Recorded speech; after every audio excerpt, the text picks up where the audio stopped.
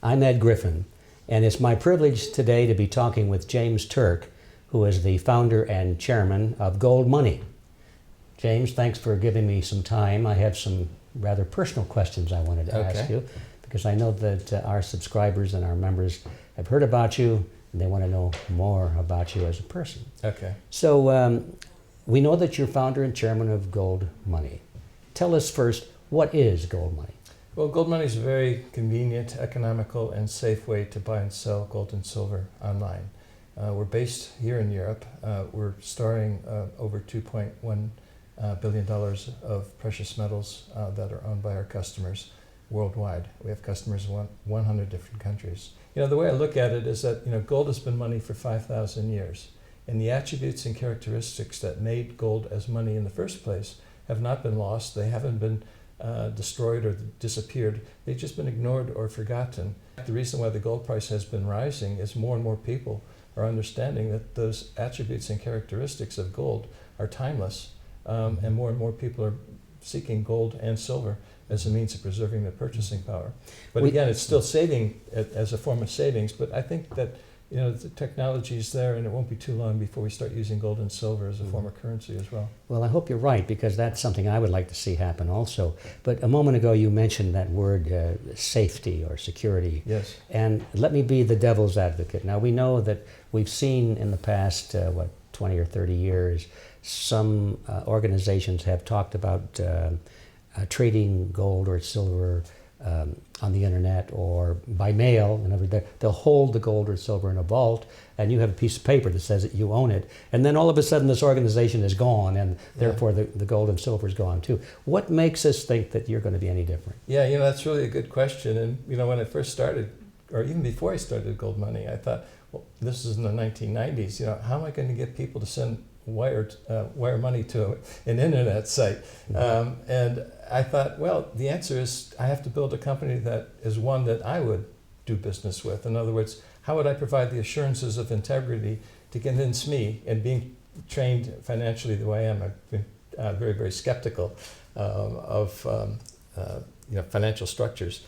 I said, it has to satisfy my own high criteria. And there are a couple of key elements to it, the most important of which is that people have to know that the weight of gold and silver in the vault is equal to the quantity of gold and silver that they own. And what we do is we have two different auditing firms going through the vaults to confirm that, in fact, that's exactly what has happened, and it has happened since inception. And I sort of developed what I call free market regulation for GoldMoney. GoldMoney is a process, and if you view it to be like a pie, and you cut that pie into different pieces, you hire experts to handle each part of that pie, and they're given two tasks. They have to handle their particular speciality, and they also have to look at other things to make sure that no one is cheating the system.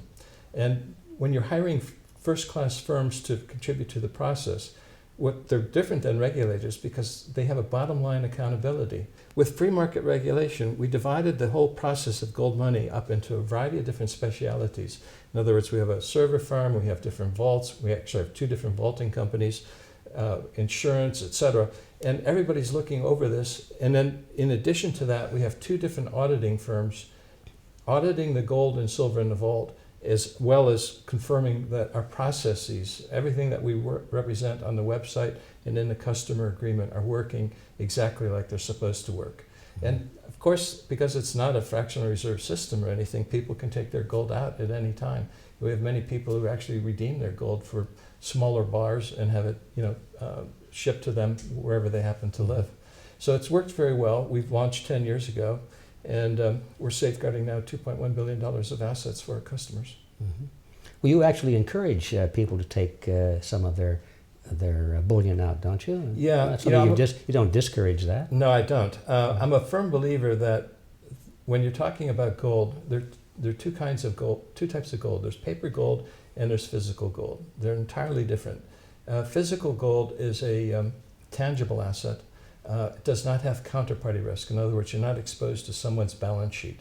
When you have paper gold, you do have counterparty risk. It's a financial asset. So if you have a paper certificate, it's based on that guy's promise, whoever wrote that certificate, it's based on his promise that he will deliver gold to you. He has the financial capacity to deliver gold to you when you ask for it in the future.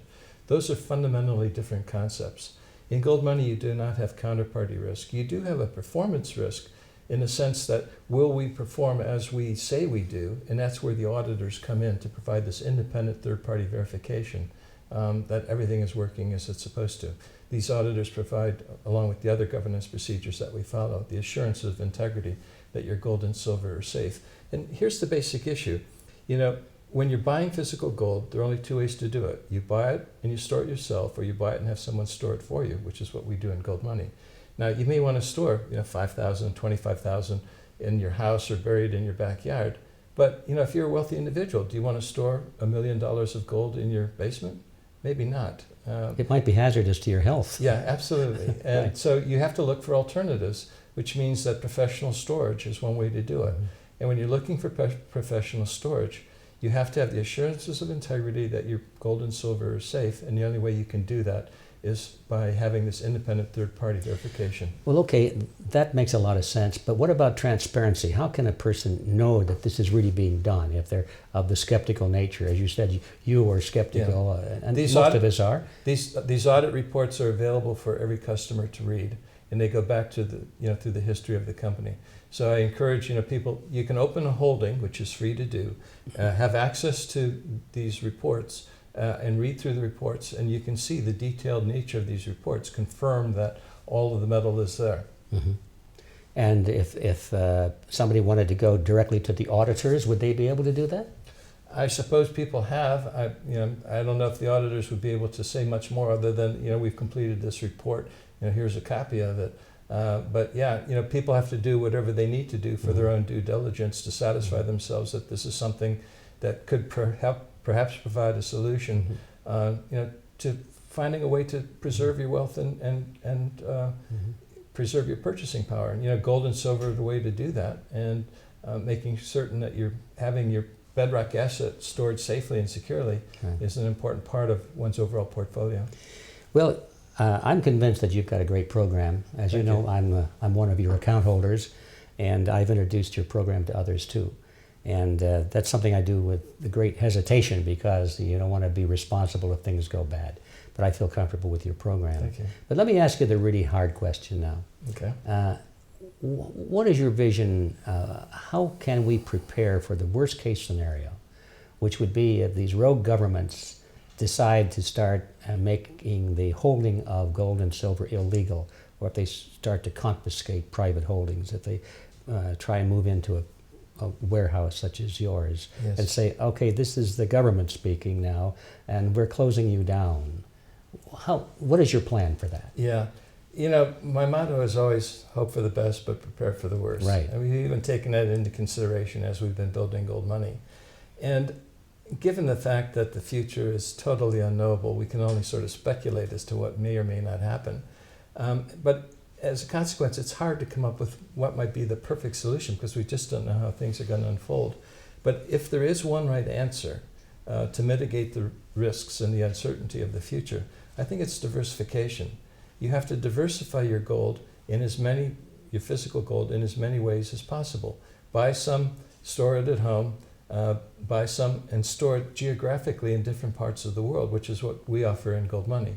There are vaults in London, Zurich, or Hong Kong. So, for example, in 1933, when Americans lost the right to own gold, when it was confiscated by Roosevelt, gold outside of the United States was not confiscated. Now, that may not mean they may not try to confiscate it in the future, but the historical precedent is that gold outside the U.S. was not confiscated, and that's a form of safety and security. But I mean, if you're really talking about a dire situation, and I'm not speaking now about any particular country, but we can look back at historical examples. If you were a Jew in Germany and did not prepare, you ended up in a very bad situation. There are going to be more situations in the future where people, if they're not prepared, are going to end up in a bad situation. So you have to think geographically, you have to think globally in terms of preserving the way of life that you and your family have come to used to. And if it means moving from one country to another country to maintain that lifestyle, I think people have to consider that as a possibility. Yeah. It's not a very pleasant thought, but you do have to consider that worst case scenario. Again, hope for the best, but always prepare for the worst. Always have those options that are available to you just in case the worst happens. Because if you read history, the worst happens time and time again. I wrote an article a few years ago that was based on a book by Barton Biggs, which is one of the prominent Wall Street strategists. And he's basically talking about, bad things happen in history and you have to prepare for them. And let's hope that they don't happen again, but the reality is that sometimes bad things do happen and you have to be prepared so that you and your family are protected. Well, I get that question quite a bit, and it's a hard one to answer because people don't want to hear anything with the word bad in it. They don't want to hear that things may not turn out just fine after all. But my feeling on this is that anything you do in the way of investment has risk. Everything has risk. I think that investing, or maybe that's not the right word, buying and saving gold and silver has a very low level of risk compared to other types.